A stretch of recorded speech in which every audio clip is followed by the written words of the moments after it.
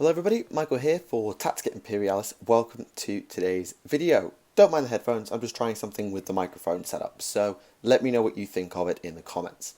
Today I want to have a discussion slash Tactica video.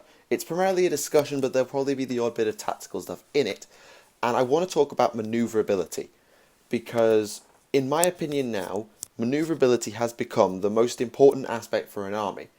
Or if not the most important, then it's still very important because, well, maneuverable armies are extremely good. Oh, hang on, I think that might be catching the mic. Sorry, hang on. Right. So, let me give you some context about why I'm having this discussion now, and then we will talk about maneuverability in general. So, about a week ago, I had my first game with a Tau army that you saw in the hobby update that I did a couple of weeks ago. I'm still working on expanding it. I've got the next stage of it. This is the Pathfinder, and I've got a couple of crew. Yeah, I bought some crew. Don't ask, don't know why. Just bought some crew. But I'm still working on expanding the army, but I took it out for a game the other week.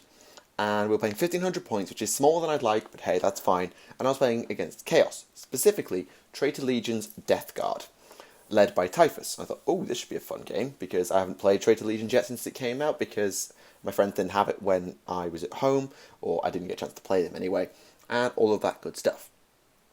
And my opponent's army was 2 squads of Plague Marines, one of which had a Rhino.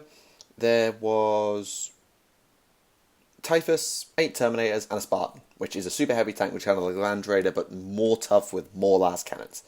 It potentially was a little bit obscene. But he basically took a Terminator Death Star, led by Typhus, and then 2 squads of Plague Marines as minimum troops. And that was it. That was all he took in 1,500 points. I had most of my 2,000 point army. I had to cut Farsight. I cut maybe 1 or 2 Crisis Suits. I did some filling around. I got the list down to 1,500. How I did it is kind of irrelevant right now for the point of this discussion.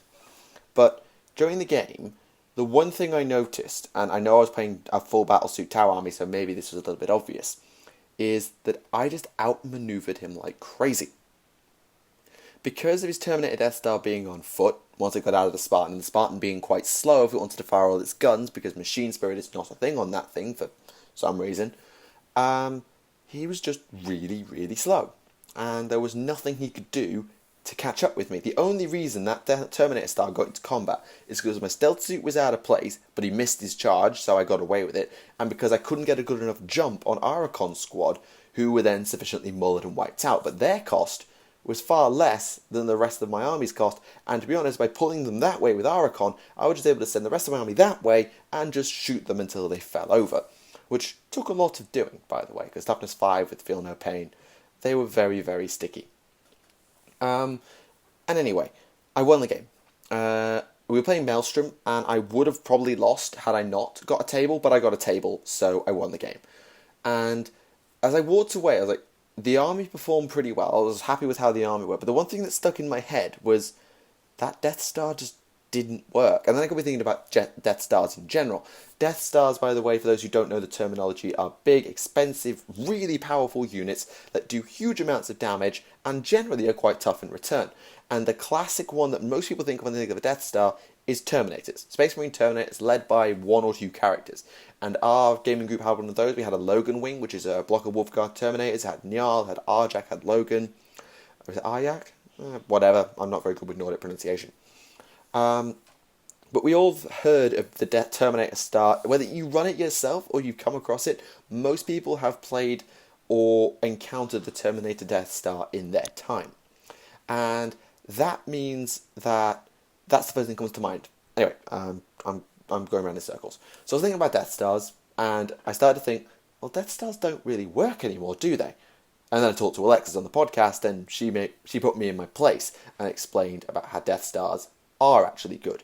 But the one thing she kept saying about these Death Stars is that they were generally quite maneuverable. Thunderwolf Cavalry Stars, Super Friend Thunderwolf Cavalry, White Scar Bikers in Super Friends, Eldar Jet Bikes, Tau Riptide Wings, whatever it so happens to be, Death Stars that work are maneuverable. And by maneuverable, I mean they're not infantry. They have jump packs, or they have mounts, or they're vehicles, or they're monsters. or their jump, or their jet, or whatever they are maneuverable. And that's, I think, what I took away from both the game I had and the discussion I had the day after when we did the podcast. So, what does that bring me to? Well, in terms of Death Stars, the maneuverable ones are the best, and that's obvious because they need to hit really hard and kill as much stuff as possible because they have to pay their points back because they're ludicrously expensive, and to do that, getting around the board doing lots of damage makes sense. But when you expand that thought and you go more general, you start to see that maneuverable armies are generally the better ones as well.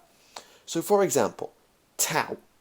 Yes, Tau gunline is a common thing, but the most dangerous things in Tau, in general, are their battlesuits, which are maneuverable, tough, reasonably fast, and have a good array of abilities, mainly in having lots of options for guns. The Riptide in particular is infamous for this, but you also have the Ghost Keel, and even Crisis Suits and Cold Star Commanders are a nuisance. Then you have the Eldar, and do I even need to explain about maneuverable stuff in Eldar? Like, an Eldar army generally is either jet bikes, mounted up infantry, or something sprinkled in for flavour. I mean, the most common stuff in Eldar is Psychic, Bikes, and Wraith. Wraith in Serpents, Bikes, and Farses that are generally on bikes, or Seer Councils that are also on bikes. And that's the thing with the Eldar. They're extremely maneuverable. It suits them in the fluff sense, so I'm not going to argue with it, but it makes them very dangerous. Putting aside all of their nonsense, which of course they are now infamous for, but armies are generally quite maneuverable. Space Marines. Most Space Marine armies have drop pods, or flyers, or bikers. Space Wolves run Thunderwolf Cavalry. The Dark Angel's Ravenwing is potentially lethal, with its 3-up Jink. I've heard some tell of 3-up Jink Ravenwing on turn 1 or something. I don't know. But I've heard tell of all sorts of maneuverable armies being powerful. That's not a rule of thumb that every maneuverable army is good. See Dark Eldar, and potentially see Blood Angels. But generally, maneuverable armies are better than static ones. Guard, Tau that doesn't run battlesuits, it's possibly viable, but not really, and all sorts of other things. And there are a couple of reasons why. The first one, in a purely practical sense, is objectives. If you want to control the board and claim objectives, and in my opinion, board control is something that you should really always aim for in a game if you can, then you need to be fast. You need to be able to get around the board, redeploy to particular objectives, particularly in Maelstrom games. Because you might draw a card that says, secure objective 4. Oh, objective 4 is over there, I need to go and get that. So you need to send something over there, or if you're Gene Stealer cults, just freaking teleport something over there through cult ambush. Oi. But static armies, what are they going to do? Send a squad of guardsmen that's never going to make it in time? No, it's not going to work. Put something in a slow-moving transport? I suppose. But static armies cannot control enough objectives. All they can do is blast the enemy off of them. And in kill point games, this works fine. In the Eternal War missions in general, this seems to work okay. Because if you can just blast something on an objective enough that at the end of the game there's nothing left to claim it, then you're alright. But in Maelstrom games, where you score as you go, well, blasting something off an objective that's already scored your opponent points, well, they can't score it if they draw it again through some odd coincidence, but if you've shot them and they've already scored the point, okay, you then basically have to table. And it's a situation that I find myself in with my Tau quite often, is I have to go for table, because my opponents get too much of a lead early on. Even if I do try and wipe the board, they've already scored a bunch of points. So that's the first thing. That's objectives, and that's a particularly important thing, I think, to me, as an aspect of why maneuver armies are good. The other thing is, can you kill what you can't see? No. Generally, no. Because let's say I am a Tau gunline, and I'm stood there, and I'm shooting, and I'm doing my Tau things, and I'm triggering all of my opponents. Because that does happen for some reason. If my opponent plays an army that literally cannot be seen because it just goes and hides behind cover and jumps from cover to cover to cover to cover to cover, I'm not going to be able to stop that. Eldar jet bikes, just go and hide behind some cover. Jink, 2-up Jink. Easy. Flying monster creature, okay, Tau is probably a terrible example because Markalites are a thing, particularly in gunline. But it's a general thought. Like, let's say you're playing guard then. You're playing guard, you've got your defensive line set up, you're behind your Aegis line, your tanks are all set up, your artillery's in place. Woohoo. And now my stuff can't see because they've all just gone and hidden behind something. And if I can shoot them, well, unless I've got Ignores cover or a Flamer, which also has Ignores cover, but generally I can get Ignores cover in some way, which if your guard is kind of difficult, like you have psychic powers in divination, I think, that can do it, but not much else. Well, you ain't hitting jack, because at worst they've got probably a 5-up cover, probably they've got a 2-up cover if they're jinking. And this means you can't really kill them, which means that they can just pick you off, particularly if they're Eldar or Tau.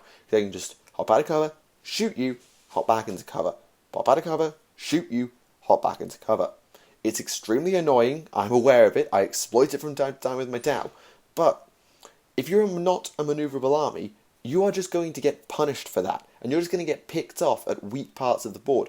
Because if you have, let's say, a flank where a unit breaks, let's say it took some damage and it breaks, and you've now got an exposed area of that flank, your opponent's army can just sweep across, punish that corner, and then just wipe out a chunk of your army because you're not capable of handling it because reasons. I know in a more reactive game then that's probably would happen as well, but you can really pick on exposed units, open flanks as a maneuverable army, whereas if you're a static army, you're not going to be able to do it because your opponent will see what you're doing and reinforce and cover off, or just abandon that area entirely and then just shoot you from range before you can do anything about it because you're slow.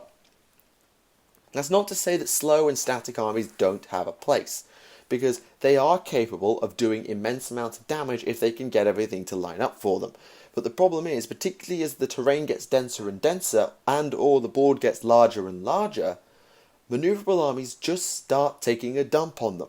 Because if you're a guardsman, you've got a 24-inch range. If you're playing on a 6x4 board, unless you're in the middle, you aren't going to hit anything most of the time, because the opponent can just go, right, your massive platoon with first rank fire is over there, okay, I'm just going to go over here. It's kind of like the story of Julius Caesar, when he literally said, right, there's a huge army amassed over there, we're going to go 7 miles up the coast of the UK, we're going to land there, draw up and wreck them. Apparently that happened. And it's the same idea. Like, obviously in principle and in practice it doesn't translate from real life to the tabletop, but if you want to play like a true general, you can do it far better with maneuverable units, the equivalents to cavalry, because you can just move at high speed and deal with what you need to deal with. I realise I'm probably talking in circles, because I'm talking about the same 3 points over and over and over.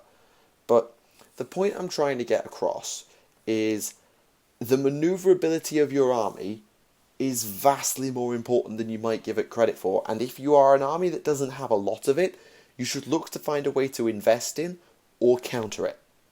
So for example, let's go back to Guard, for example.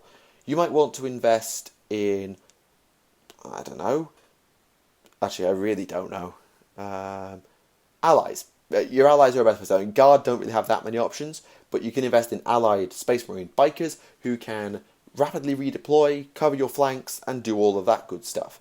You might want to invest in a flyer who can rapidly respond, particularly if it's got hover mode, and scour the skies, and or whiz over, deal with ground targets, drop troops off, and do all of that fun stuff.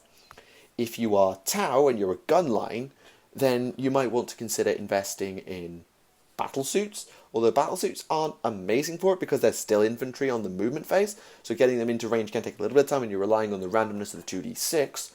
Or you could invest in something like Kroot, who can outflank and suddenly cover a flank. You can invest in General Deep Strike, or maybe Pathfinders, who can scout forward, cover off areas, stealth suits who can infiltrate. All these sorts of things. You can try and preempt the outflanking and high-speed maneuvers of your opponent by setting up to counter it. So for example, let's go back to the Tau example for a second. I see that my opponent is playing Genestealer cults, and they're going to cult ambush. Well, let's put a stealth team here and hope they don't roll a 6. I know it's not great. Oh, but wait, I've left a flank exposed, and they could just come down that side. No biggie, I've got a positional relay over there, I'll just outflank some Kroot, or I've got a homing beacon, I'll just deep sight some battle suits, and I'll cover that breach off. You have to be able to, even if you can't use maneuverability, because your army isn't built that way, counter it. Because if an army is allowed to run rings around you and play its way and dictate the game, you're going to get ruined. And even if your army is very good at shooting, like Guard, like Tau, like I'm trying to think of other really, really good shooting armies, but I'm struggling, so I keep coming back to those two. Even if you are one of those very powerful armies that is optimized for long-range firepower, keeping the enemy at arm's length and doing heavy, heavy damage, if the opponent is just allowed to outmaneuver you, there's a chance you're going to get ruined, particularly in games like Maelstrom, because I've said before, securing objectives, you score immediately, your unit gets wrecked, something fierce, well, it still scored you the points, so you don't really care. And those ones about, oh, secure twice as many as your opponent, well, my opponent's camped over there, the most they can control is 2. I can control the entire board, and if I shoot 1 unit, I can then cap that objective, and it's easy peasy. And if my opponent draws it, well, they're never going to get it unless they can literally blow you off 4 objectives at once. The idea of manoeuvrability does kind of feed into board control, because I see the two as being kind of synonymous with one another. You can't control the board without manoeuvrability, and without manoeuvrability, you can't control that. And you can't have that manoeuvrability without controlling the board, because if your opponent is able to lock down a large area of the board, your manoeuvrability is just basically equivalent to pea shooting. Because let's say your opponent controls 4 of the 6 objectives, they're there, and then you've got a couple of spots here. You can't really do anything other than rush one section and focus it down, but you've lost that control because your opponent now dictates the board. They have control of the board, and you've got to take it off of them, meaning that they're now in their element, they can just stand and shoot you in the face whilst you try and outmaneuver them, but you won't be able to. And that, I think, is so important. Maneuverability and board control go together, but okay, I realise I'm not very good at doing videos with ad-libbing because I'm so used to writing scripts these days. Key thing I want you to take away from the video. Slow-moving Death Stars don't work. If you want a Death Star, it needs to be fast because it will pay its points back a little bit easier because it engages with more targets and do more damage. As for your army in general, maneuverable armies are generally going to do better than static ones as a rule of thumb. It won't work every time, and I'm sure there will be plenty of people in the comments who will rush to correct me on this, but if your army is maneuverable, at least compared to your opponent, there is a good chance that you can control a good chunk of the board and dictate the game your way. And so, as an opponent who is being outmaneuvered, you have to have stratagems in place, either in your build or your play style, to handle that maneuverability by adding maneuverable units in or coming up with counter stratagems that will allow you to quickly redeploy or do something to deal with fast-moving units that are trying to flank you, focus on exposed areas, and all of that good stuff. I'm not skilled enough to talk about all of that. I'll let the experts do that because I know my tactical nous is not there anymore, but that's fine. So, thank you for watching the video. I know I went in circles a lot and it probably wasn't that entertaining to listen to you, just like Michael, stop repeating yourself. But I hope you took something away from it, and be sure to let me know what you think in the comments below. So, thank you for watching. My name is Michael for Tactica Imperialis, and until the next time, I'll see you all again. Bye for now.